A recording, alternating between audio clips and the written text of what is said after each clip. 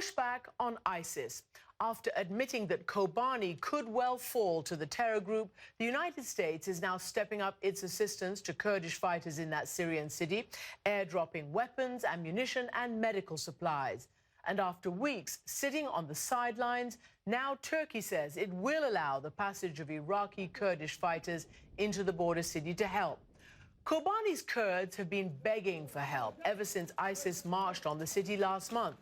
But failing to take Kobani yet is a psychological blow to the group that advances on fear and oil money and donations from wealthy Gulf patrons. Most are said to be in Kuwait and Qatar, but also in Saudi Arabia, which has a long and troubled history funding extremist Islam.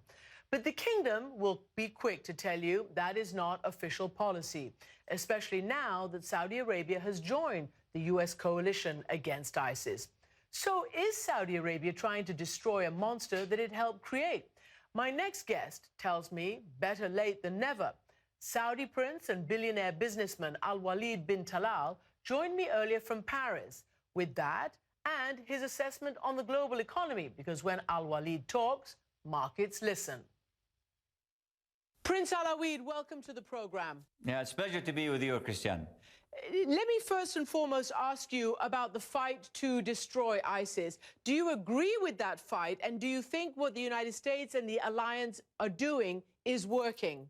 What is happening right now is very important, and yes, we have to continue not only in containing and degrading ISIS, we have to talk about demolishing and eradicating them completely.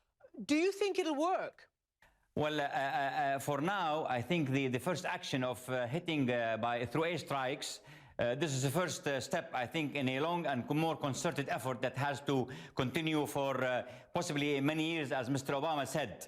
I think eventually that ground forces have to be committed and may not necessarily be U.S. forces. There are a lot of surrogate forces that could be used, either the Iraqi forces after you upgrade them, and some of the Syrian elements, the Free Army elements, could be used also, and maybe one day Turkey also could join. And what about Saudi Arabian ground forces? Well, I cannot talk on behalf of Saudi Arabia, but clearly the fact that Saudi Arabia right now is involved through its Air Force and is joining the US-led coalition, at a certain time in history, there may be a possibility for that. Let me ask you about ISIS itself. You are on record as calling it a disease, a terrorist disease. And yet, as you very well know yourself, Prince Al-Walid, Saudi Arabia has been blamed over many, many, many years for funding and allowing extremism to flourish. Doesn't Saudi Arabia also bear so much of the brunt of the blame for the rise of ISIS and such groups? It doesn't help right now to talk about what caused the ISIS rises. That's another question for another interview maybe. But for now, ISIS is a fact on the ground, and we have to face it head on.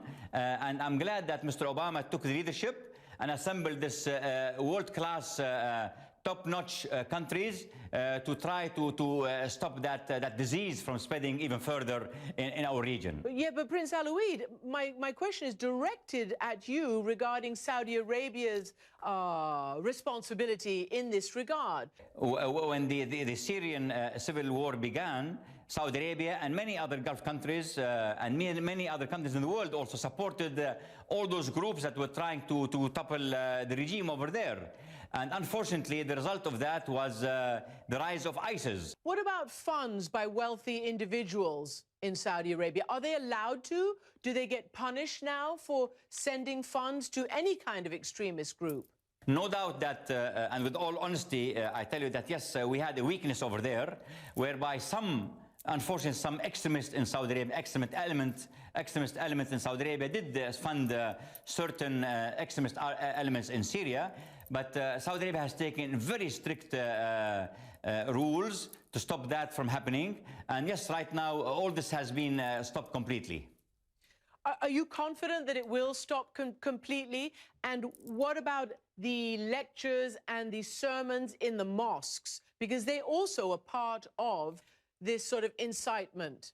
Saudi Arabia has enacted many laws actually incriminating any person going outside Saudi Arabia and joining those extremist forces. So now it's a law in Saudi Arabia. Also in the mosques. Do you wish that Saudi Arabia had taken this move much earlier? As you say, better late than never. Thanks God it happened right now. And Saudi Arabia right now has joined the international forces.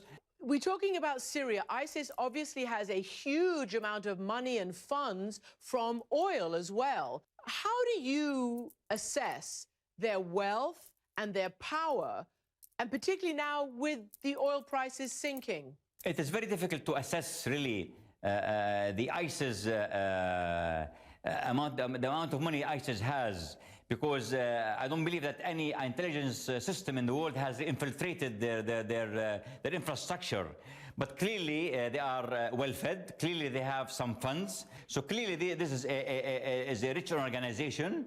And but I believe very strongly that we are seeing early indication of some success on the ground, whereby the U.S. continuous bombardment of the United States and its allies has really began halting and inflicting some damage on ISIS. The price of oil is falling at the moment, and you have taken on a very public row with your own Saudi oil minister. Why is it that you have done that? What is your aim here? My aim is that same oil minister of Saudi Arabia, just a few months ago, said that at $100, consumers and producers are happy. And now when it went down to $80, he's not talking. So the fact that he was happy when the price was at $100, the fact that now it sank to $80 and may sink even further, that's an omen, that's a bad omen for Saudi budget. You have to remember that Saudi Arabia's budget is 90% dependent on oil.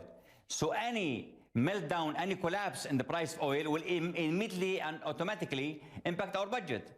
My objective is really to have Saudi Arabia less dependent on that commodity, no matter how valuable it is for the international community.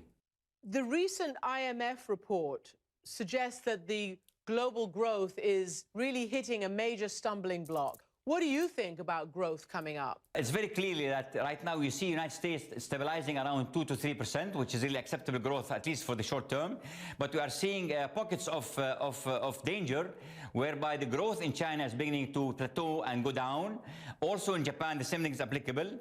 And most importantly now in Europe, where in continental Europe specifically, whereby Germany was the anchor country in the growth of this European community. And right now we're seeing that the growth there is being reduced from around 2% to 1.3%. So that's very alarming, because the whole European continent was dependent on the growth of Germany.